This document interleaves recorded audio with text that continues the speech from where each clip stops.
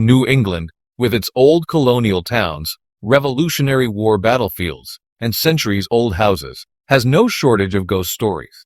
From haunted inns and lighthouses to mysterious forests and cursed cemeteries, the region is packed with chilling legends. Here are some of the most haunted places in New England where history and the supernatural seem to meet.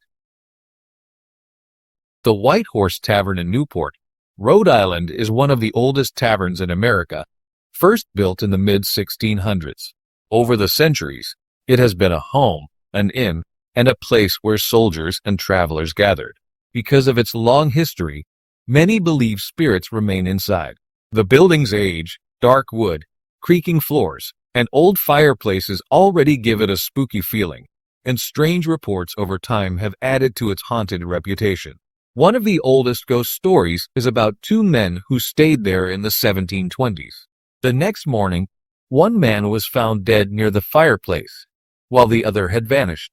Since then, visitors and staff claim to see a ghostly man by the fire or upstairs in the tavern, believed to be the spirit of the man who died. Another common sighting is a gentleman dressed in old-fashioned clothes. People have seen him in the dining room, standing by the fireplace, or even inside the men's restroom upstairs. Usually appears quietly and then disappears without a sound. There are also reports of a woman's ghost moving among the tables in the dining area. Guests say she looks real until she suddenly vanishes into thin air.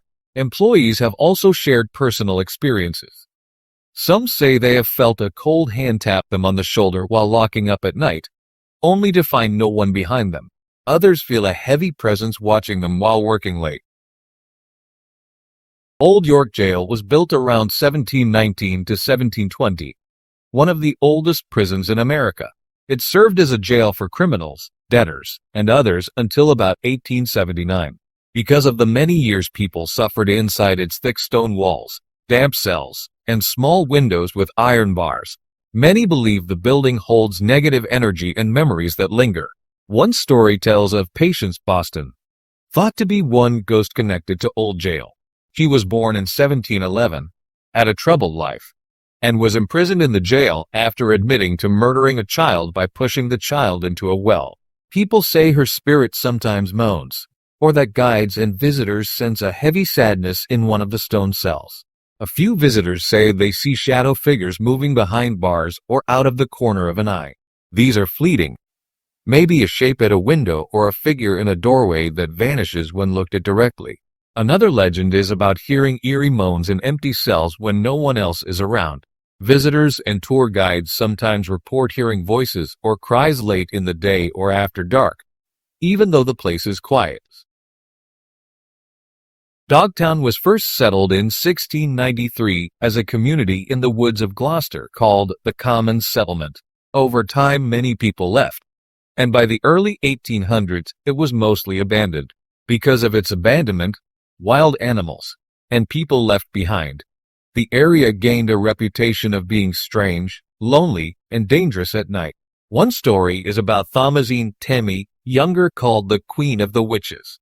She lived in the Fox Hill area and was said to read fortunes, threaten travelers, and demand gifts, fish or corn. Otherwise, she might curse them. It is said that her coffin, when made, frightened people so much that her family refused to keep it in a shop because of strange happenings around it. There is also a legend of a werewolf-like creature or monstrous canine walking on two legs seen by people on a full moon night in the 1980s.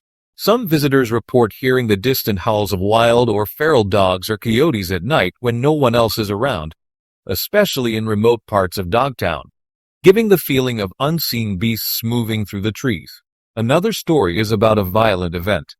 In 1984, a schoolteacher was murdered in Dogtown while she walked in the woods. The horror of this event is still talked about locally and adds to the haunted feeling. Belcourt Castle was built in the 1890s by Oliver Belmont. Its design is fancy, with many rooms, ballrooms, stables, antiques, armor, old furniture, and art pieces from many countries. Over time it was lived in, then empty, then restored by the Tinney family from 1956. Because of its long life, many changes of owners, long periods of being closed, and its collection of strange old objects. People believe there is energy left behind, memories, feelings, perhaps spirits. One real story is about the wooden monk statue. There is a carved monk statue owned by the Tinney family. People say that when the statue is moved from room to room, a ghostly monk wearing a brown robe shows up in the same room. When they moved the statue into the chapel, the apparition appeared to follow it there. Another is a suit of armor in the French Gothic ballroom. It is a very old armor piece whose helmet has a crack, said to be from when it was pierced through the eye visor. Visitors report hearing screams coming from near the armor, sometimes seeing the armor's right arm move or raise just before a sound. There are 2 salt chairs in the Gothic ballroom. These are old high-backed chairs believed haunted. People who try to sit in them feel cold, or static shocks, or sometimes feel as though someone else is already taking the seat. One story even says a guest was thrown out of one of the chairs, landing several feet away. Route 2A through Haynesville Woods is a lonely, forested road in northern Maine. It has sharp turns, long stretches without houses, and in winter the road can be icy and dangerous. Because many accidents happened here over the years, especially before safety improvements, people believe the land itself holds tragedy. One story is known as the Ghost Bride. Drivers say they see a woman dressed in white, often appearing suddenly at the side of the road. Someone stops and offers her a ride. She gets in but vanishes before reaching the end of the trip. Many believe this is the spirit of a woman who died in a car accident there, perhaps a bride on her wedding night. There is also a story called The Witch or the Flesher Witch. According to one version, a woman named Annie Wilcox, who lived there long ago, began to have strange experiences. At night, she heard scratching sounds on her windows. She had terrible nightmares and kept seeing visions of an old woman with a twisted, deformed face. Some people say that Annie later disappeared without a trace. After that, people were left with haunting dreams and mysterious deep marks, as if the witch had taken her place. Some reports speak of a lady hitchhiker, a spectral young woman needing help. She might say her husband was hurt, or they had an accident. After you offer help, she disappears. Boston Light is the oldest continuously operating lighthouse in the United States. First built in 1716, rebuilt several times, and placed on Little Brewster Island in Boston Harbor. Because of its long history, its keepers and their families living there in isolation, deaths connected to the lighthouse, and the rugged setting, many believe there are spirits that linger. One story involves George Worthilake, the first official keeper, who in 1718 drowned along with his wife Anne, daughter Ruth, a servant, and a slave named Shadwell when a canoe capsized returning to the station. People say Worthilake's spirit never left the light. His ghost is believed to appear sometimes near the water or lantern room. Another report comes from someone who lived as a child at Boston Light, Joanne Lavigna Schroer. She says that a second-floor bedroom that faces the light tower was always locked, and strange noises were heard every October. Once she and her family saw a black image pass through the doorway, down the hallway, then down the stairs into the kitchen. A large dog was seen with it, though no one could explain it. Another story is that Coast Guard staff and volunteers have seen the apparition of a woman, some say the keeper's wife, either coming downstairs by the living room or standing in the tower late at night. People walking the shore of Little Brewster Island also say they have heard a woman's cries for help. The Hawthorne Hotel was built in 1925 and sits in downtown Salem on a site that once belonged to the Salem Marine Society. Over time, many guests and staff have reported strange things inside. Flickering lights, unexplained cold spots, whispers when no one else seems around. These experiences build the idea that the hotel is more than just old. It may be haunted. One often told story involves room 325. Guests staying there say they wake up at night hearing a baby crying though no baby is there. They also report faucets and lights turning on and off by themselves. Some feel a ghostly hand tugging at bedsheets. Another story is about room 612 on the 6th floor. A woman in white is often seen wandering in the hallway outside this room, or sometimes entering it. Guests say they feel watched or see shadows there, especially near mirrors. Some say the land the hotel was built on used to be an apple orchard owned by Bridget Bishop, who was the first woman executed in the Salem witch trials of 1692. Many believe her ghost may linger. Guests report smells of fresh apples in hallways or rooms, especially where apparitions are seen. Another report describes a ship's wheel in the hotel's restaurant called Nathaniel's, or the tavern, that sometimes moves by itself, even when no one is touching it. Gilson Road Cemetery is an old small cemetery located on Gilson Road in Nashua, across from Tanglewood Drive. It has graves going back to the early 1800s. The cemetery is surrounded now by newer homes, woods, and a stone wall. Because it is old, partly neglected, and somewhat isolated at night, many people feel uneasy entering it after dark. One story is that people have seen a woman in white walking among the gravestones. Sometimes she appears at the road edge, sometimes inside the cemetery, then vanishes. Another report is of a black hooded figure. Witnesses say this figure is seen standing in the back corner, or walking near the stone wall, especially at twilight. It gives off a sense of being watched. Another ghost story is about the Gilson boy, a young child who is said to dart across the road in front of the cemetery, disappearing when someone approaches. Some say they see a pale figure cross and vanish into the woods. Visitors often talk about orbs of light, glowing mist, or strange fog rolling in suddenly on clear nights. Sometimes little lights seem to float among the trees or gravestones. The Marble Mansion was built in 1866-67 by Iris C. Allen, a prominent businessman in Fairhaven, Vermont. The building is large, made of white marble blocks, with 22 rooms, and beautiful old architecture. Because it is old, has many rooms and hallways, and has served as both a home and an inn. People feel that the past lives who lived there might still linger. Many guests have reported waking up in the night to see a man in a gray suit standing at the foot of their bed. They sometimes say he looks like a former owner or a gentleman from the past. His presence is silent, not moving, just watching before fading away. Another story involves a young woman's apparition in the basement. One local repairman claimed he heard footsteps and saw a woman there, even though that part of the mansion is not open to guests. He asked her to leave, but she ignored him and walked into another room, then vanished. There are reports of rooms locked from inside, doors that won't open even when the key is used, strange cold spots, or electrical appliances behaving strangely. The Isles of Shoals are a group of 9 small rocky islands out in the Gulf of Maine off the coasts of New Hampshire and Maine. Because they have a very old history, first settled in the 1600s, many shipwrecks, murders, storms, lighthouses, and people living isolated lives, the atmosphere is naturally one that encourages ghost stories. One real story is the Smuttinose murders.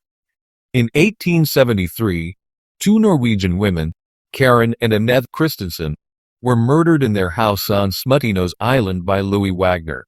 Their sister Maren escaped. This crime left a mark on people's memories, and many visitors report hearing screaming, seeing shadows, or feeling a presence when near the site or walking by at night. Another comes from the ghost ship Isidore, wrecked in 1842. People say that on dark or misty nights they have seen a phantom ship silhouette or sails off the coast of the islands, including from Rye or Portsmouth. It appears briefly then disappears. Another story involves Betty Moody's hole. According to old tales, Betty Moody hid with her baby in rocky crevices to escape a Native American attack. The baby cried, and to avoid revealing their hiding spot, she tragically smothered the child. It is said now that her cries and sobs are sometimes heard near Moody's cave. Lake Maury is a 600-acre lake in Fairleigh, Vermont. The resort lies on its shore.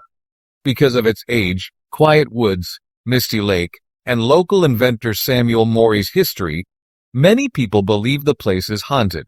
The water, the forest backdrop, and old legends give an eerie mood at dusk or at night. One of the most common legends is about Samuel Morey himself, who lived nearby and worked on early designs of steamboats and water gas experiments. Locals say that after feeling that his ideas were stolen, Maury sank one of his boats, called the Aunt Sally, in the lake in anger. On quiet, moonlit nights many claim they see a phantom boat floating over Lake Maury. No sound, no ripples. They call it the ghost boat that rises from the depths. Another report is that on the shore, sometimes people see a figure pacing at the water's edge, believed to be Maury himself, walking and looking out at the lake as though waiting or regretting. There are also strange reports come from guests at the Lake Maury Resort. Some stay during Spirit Weekend events, where people share experiences of feeling watched, hearing footsteps in hallways, seeing shadows in corners, or finding objects moved slightly overnight. Some say there is even a cat spirit seen in the corridors. Some legends extend to weird lights or mists over the lake, especially when the moon is bright. Mist may roll across water. Ghostly lights seem to hover over the surface, or reflecting ghost shapes appear but vanish when approached. The Bridgewater Triangle is a region of about 200 square miles in southeastern Massachusetts, including towns like Bridgewater, Rehoboth, Freetown, Taunton, and parts of others. It has swamp, forest, old buildings, roads, and places that are often dark, quiet, or remote. Because many strange things have been reported over decades, lights in forests, animals that shouldn't be there, ghost sightings, UFOs, and more, people believe the land holds a kind of unsettled energy. One famous story is about the red-headed hitchhiker on Route 44 in Rehoboth. Drivers see a man with red hair and a beard, wearing a flannel shirt. If someone tries to pick him up, he vanishes. Often, right afterwards, strange laughter comes over the radio or the car seems to lose power. Another involves Hockomock Swamp, whose name in the Algonquian language means something like place where spirits dwell. People say that glowing eyes peer from dark woods, spectral lights hover among trees, and sometimes beast-like creatures are seen moving through the swamp. Other accounts include strange glowing orbs of light floating above ponds or tree lines, UFO sightings, and strange animals under unexplained circumstances in the forests. The Hornbein School, a one-room schoolhouse built in the 1840s and used until 1937, is also said to be haunted by former students. Visitors report hearing children's voices when no one is there, doors creaking without wind, shadows of kids in windows. Colt State Park is a large, beautiful area of land by the water in Bristol, Rhode Island, made up of wide fields, trails, picnic spots, and the old buildings from when it used to be a farm, because it was once a farm, had barns and stables, and later became a public park. Many believe it carries the echoes of past lives. The old stone barn, now the park office, is important in many stories. One ghost story is about a stable hand who died in the barn or stable when the property was a working farm. People say his spirit still lingers, playing small pranks, turning lights on and off, opening doors when no one is around. Another tale involves two young girls who are said to have drowned in the waters near the park in the 1970s. Witnesses say they sometimes see the figures of little girls walking on paths near the beach, or hear giggling coming from the woods. Some people report that after dark or late in the evening, the park office or barn area behaves strangely. Lights that were shut off are found on later, doors closed or open, even though no one else should have entered. New England is filled with ghostly legends, strange happenings, and places that carry the weight of history. From old inns and lighthouses to forgotten cemeteries and dark roads, every corner seems to have its own haunting tale. These stories remind us that the past never fully leaves, and sometimes it whispers through the walls, the woods, or the sea mist. Whether you believe in ghosts or not, visiting these places gives you a deep sense of mystery and respect for the people who lived, and maybe still linger there. Thank you for joining me on this journey through New England's most haunted places.